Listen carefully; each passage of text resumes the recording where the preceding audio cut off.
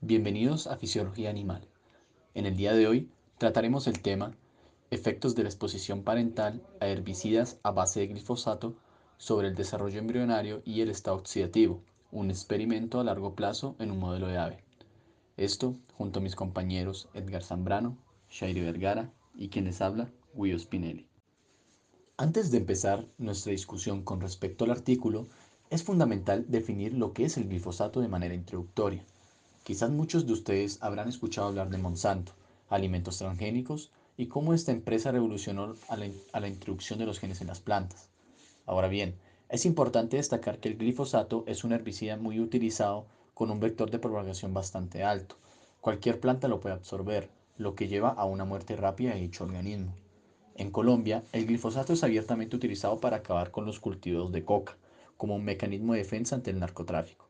De hecho, recientemente, el Senado colombiano hundió un proyecto que buscaba prohibir el uso del glifosato, el cual fue rechazado con el pretexto de tumbar el narcotráfico, a lo cual el senador Guillermo García Realpe, del Partido Liberal, quien contundentemente manifestó a lo largo y ancho de Colombia que se había erradicado miles de hectáreas a altos costos de miles de millones de dólares en el plano de Colombia, sin los frutos esperados en la nación, lo cual nos indica que en lugar de afectar únicamente a los cultivos de coca, a la larga termina afectando diversos recursos con alta importancia ecológica en el país.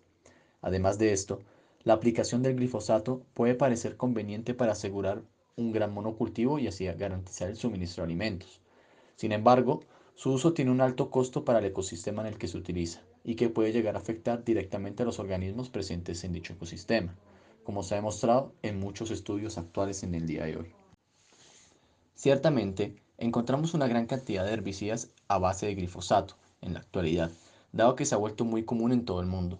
Sin embargo, recientemente está generando controversia por los daños colaterales ocasionados al medio ambiente, por lo que han surgido muchas pruebas y se están acumulando con el fin de dar por sentado los efectos potencialmente negativos del glifosato, teniendo en cuenta que puede afectar el fenotipo, la aptitud de la mayoría de los taxones de los animales, no objetivo al principal del herbicida, lo cual afecta desde invertebrados hasta vertebrados.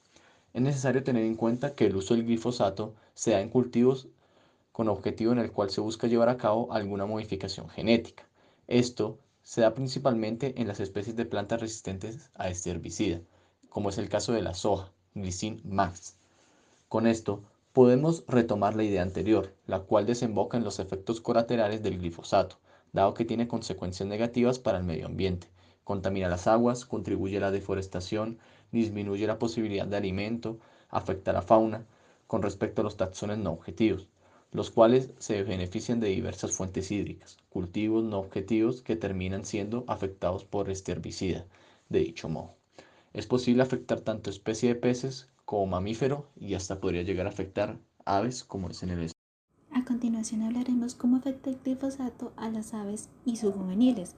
Es importante tener en cuenta que el sistema de cultivo de siembra directa con alto uso del glifosato ha producido ya en las zonas de monocultivo una desertificación biológica marcada en el caso de las aves y sus juveniles, que puede ser afectado por transferencia materna, ya que los adultos son los principales expuestos directamente del agroquímico, lo que puede provocar malformaciones, relaciones sexuales alteradas y una baja calidad del esperma, y este va a ser nuestro estudio de interés a lo largo del video.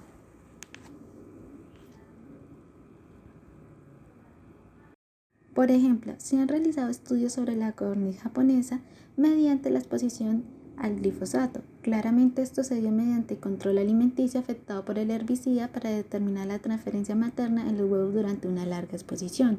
A partir de esto, podemos observar que en la tabla 1 se realiza un análisis con respecto a la calidad de los huevos puestos por la codorniz japónica, teniendo en cuenta la masa del huevo, yema, cáscara y concentraciones de la hormona tiroidea. En resumen, se tiene que la masa de óvulos de los padres expuestos a los herbicidas en base de glifosato y de control no inferior después de 4 o 12 meses de exposición. Sin embargo, presentó un aumento general a los 12 meses de edad. Es necesario mencionar que no se detectaron diferencias entre las hembras expuestas y las de control en las variables anteriormente mencionadas.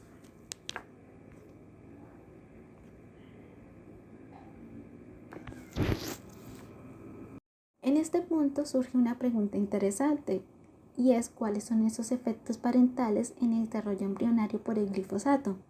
Para responder a esta pregunta debemos tener en cuenta que los residuos del glifosato tienden a afectar en gran medida a las aves como taxones no objetivo, por lo cual han sido consideradas como una especie bioindicadora de los efectos adversos de este herbicida. Como consecuencia, actualmente se tiene interés en los estudios con las aves de corral y los efectos maternos transferidos a los huevos. Por ejemplo, recientemente se realizaron estudios mediante una inyección en alta concentración de Roundup, el cual es un producto a base de glifosato, lo que llevó a una disminución de incubabilidad que produce estrés oxidativo y causa daño a los lípidos de los pollitos que han sido expuestos. Y esto es de entender, ya que la presencia de compuestos xenobióticos en el ambiente, como lo es el glifosato, provoca efectos negativos en algunas especies. Por ejemplo, en este artículo se abarcaron bioindicadores fisiológicos como el estado oxidativo del cerebro embrionario del ave. Principalmente, el estrés oxidativo se da como consecuencia de un desequilibrio entre las especies reactivas de oxígeno y los antioxidantes, los cuales suelen ser los superóxidos dismutasa y catalasa. Si estos no son capaces de neutralizar los superóxidos dismutasa, inducirá un daño oxidativo a los componentes celulares, que va a tener en cuenta las proteínas y los lípidos, incluso en el ADN. En segundo lugar, como ya se ha venido mencionando a lo largo del video, se hicieron estudios comparativos en la composición del huevo del ave con respecto a la exposición del glifosato, teniendo en cuenta las variables de la yema, cáscara y concentración de la hormona tiroidea, como se menciona en la tabla 1, recalcando que la T4, que es la tiroxina, y la T3, que es la trillodotironina, juegan un papel fundamental en la coordinación del cerebro embrionario, especialmente en el cerebro. Ahora hablaremos sobre el desarrollo de los huevos de Coturnix japonica tras la exposición al glifosato. Empezamos analizando la figura 1. Con respecto al desarrollo de los embriones, fue normal en el 89% de los huevos de control. Por otro lado, el 76% de los huevos expuestos al glifosato habían desarrollado embriones normales cuando se agruparon entre 4 y 12 meses respectivamente. También que el menor porcentaje de desarrollo en los huevos de glifosato tienden a ser significativos, lo cual se traduce a que no se detectaron cambios en la calidad del huevo en ninguna de las variables estudiadas, como es el caso de la concentración de la hormona del mismo. Esto sugiere que no se hallan efectos negativos tras la exposición al glifosato. Sin embargo, el desarrollo embrionario más deficiente en este estudio se puede explicar por los efectos del glifosato, sea por vía paterna o materna, o también por ambas. Por lo tanto, no se reportan efectos bioacumulativos tras la exposición al herbicida. Por otro lado, aquellos que no presentaron desarrollo alguno podrían haber sido simplemente infértiles, lo cual es muy común.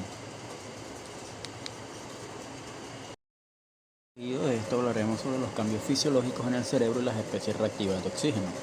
Ahora bien, en la tabla 2 podemos observar las variaciones de los daños ocasionados en los embriones de la codorniz japonesa, expuestos a los 10 días de edad, al glifosato de origen materno o embriones no expuestos como tratamiento de control.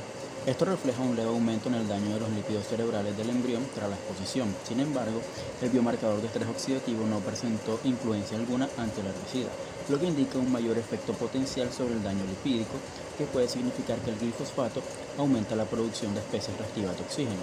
No obstante, se vio un bajo índice de la actividad antioxidante, el cual puede significar que el cerebro embrionario es más susceptible a las especies reactivas de oxígeno, debido a que el sistema antioxidante no está muy desarrollado. En conclusión, la exposición al glifosato en este modelo de ave no influyó significativamente en los huevos y solo mantuvo bajos efectos en el desarrollo y la fisiología del embrión. No obstante, para hacer un primer estudio con respecto al estudio fisiológico de un ave y la presencia de este xenobiótico, por lo cual debe seguirse estandarizando los parámetros de estudio y niveles de exposición a largo plazo, teniendo claramente en cuenta las características medioambientales de un ecosistema natural, dado que los niveles de contaminantes por glifosato en este medio pueden variar significativamente en un ambiente controlado.